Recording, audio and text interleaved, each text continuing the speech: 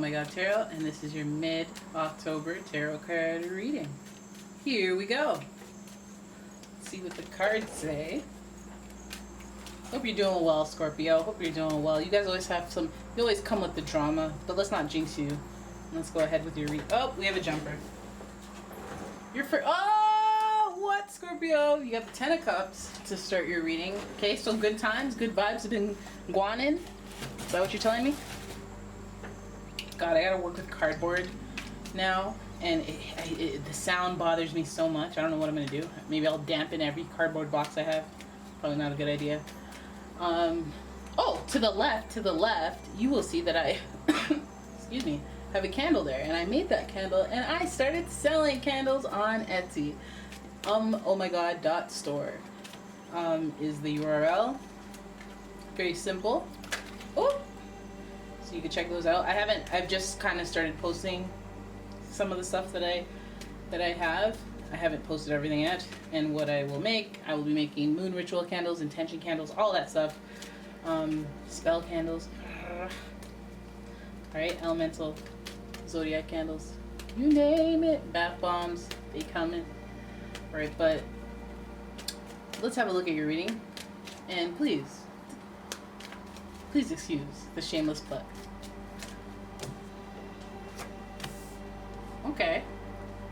Okay, I see you. You have the 10 of Cups, the 10 of Wands in reverse, followed by the 5 of Wands. Right, boom. You got the Chariot card, making a cameo appearance again, the Fool, and Empress, followed by the Devil, the 10 of Swords.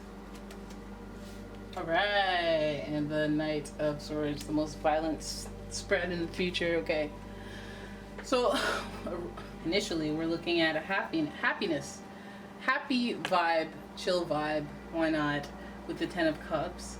But we're also thinking that during this chill vibe, maybe we're having a great time, but we're neglecting our responsibilities to some degree.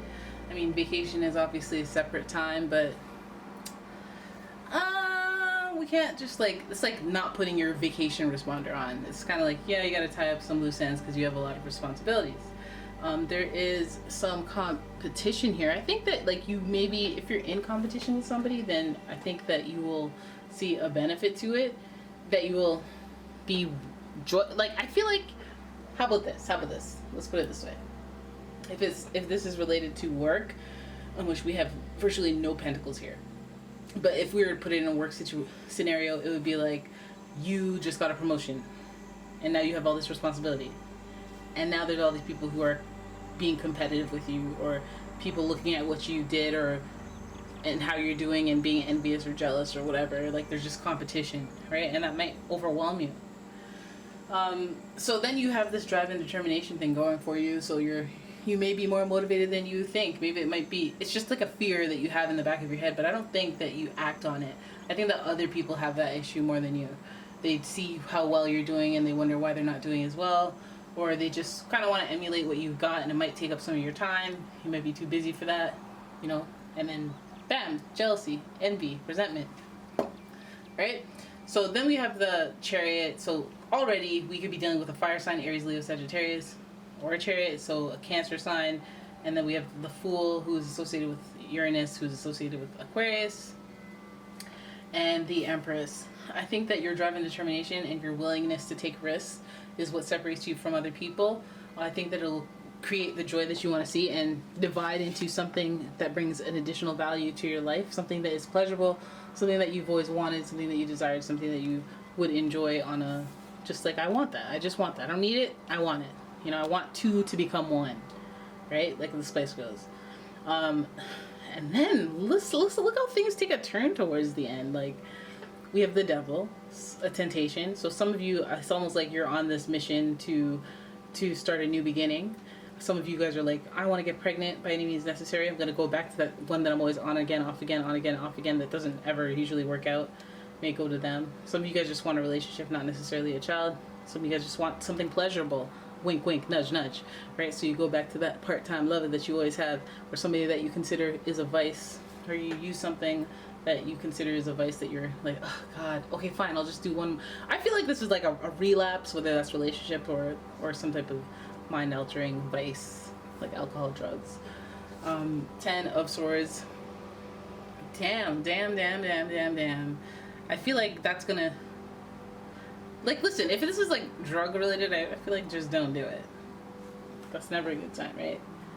Look at that. That's overkill. That looks like an overdose-ish kind of thing. It's not cool.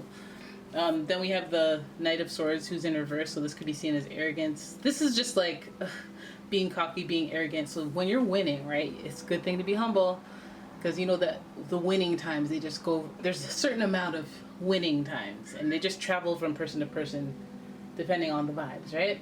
And you know, that's why you got to be humble when you're winning, not to throw it in people's faces, not to be, you know, gluttonous, you know, and not to be flashy as per the Chariot, you know, because when the times end, then you don't want to feel like this. You don't want to feel like this. Also, you could be back. Oh, I don't want it to be that, because it looks like you're doing some hard work. You're being inspired. It feels like when you're in a job that is really career-like you're really feeling motivated, like you care about your job, like it's fun to do your job, and you're motivated, and people see that and they're envious. And it creates new opportunities for you, but at the same time, you could destroy those opportunities with one of your vices. Let's say you have kind of a spending problem, luxury, I think, because of Capricorn being associated with the devil. It could be like just luxury problem, buying too much, spending too much, not paying off debts, and then bam, it comes to a crashing halt. You don't want to do that. You do not want to do that. Let's hope the crashing halt comes from a decision that you make, and where you have to be a boss and had to make an executive decision and be bold. But this could, again, be seen as arrogant. But a lot of the times, Scorpios, they get seen as arrogant, or like bossy. But again, verbatim, two Scorpios have said this: I'm the boss. Okay, I don't care if you call me bossy. I'm the boss. I am. So there. But this is speaking to like weakening your structure. So it just says address the things that you're kind of being lax about, whether that's like diet, exercise, drugs, alcohol, calling that person that you know you shouldn't be calling, or you know, doing some sloppy stuff that you know you should probably clean up to maximize your potential for success on all topics. You know, because if you have that 10 of Cups vibe, don't muck it up with arrogance. Don't muck it up with forgetfulness and neglecting your responsibilities. I'm letting the competition sweep in for the kill, right? Just prolong that drive and determination, because you know, you don't know when it's going to wear out. Be wary of some of these fire signs, Aries, Leo, Sagittarius, out here in these streets, because they're showing as competition. They could come from behind competition, so stay on your game. And if you're looking to create something new and expand as a result, I feel like there's something good that can come from this, something pleasurable. As a result of your winning, I guess you shine, and it makes people more attracted to you, so you get something from it. You get a reward or something luxurious, something pleasurable to you in particular. But it's good to not get carried away. Your ego can get the best of you at times, but again, don't want to get crazy, because you will be humbled.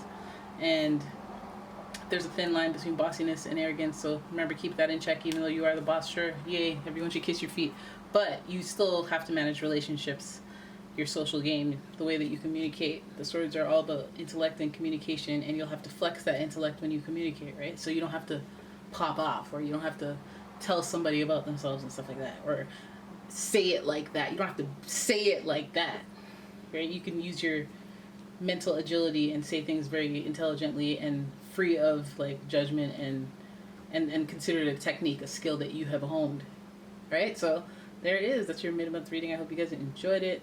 If you did, please give the video a thumbs up and subscribe to the channel, and I will see you in the next one. Goodbye.